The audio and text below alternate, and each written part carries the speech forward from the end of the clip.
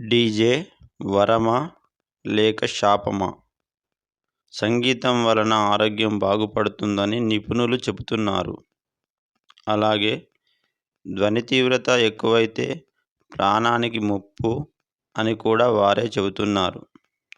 ఒకప్పుడు సంగీత వాయిద్యాలు మనుషులకు ఆనందాన్ని, ఆహ్లాదాన్ని ఇచ్చేవి.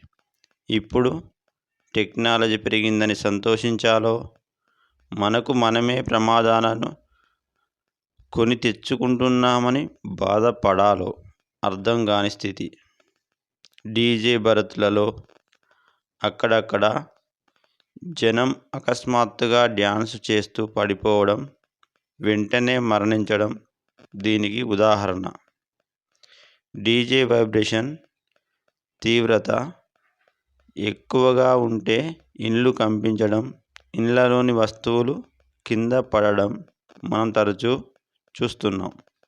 కాబట్టి డీజే ధ్వని తీవ్రత తక్కువగా ఉంటే బాగుంటుందని నేను అనుకుంటున్నాను. దీనిపై మీ కామెంట్ తెలియజేయండి. ఏది ఏమైనా సమాజం బాగుండాలి అని కోరుకోవడం నా యొక్క ఉద్దేశం.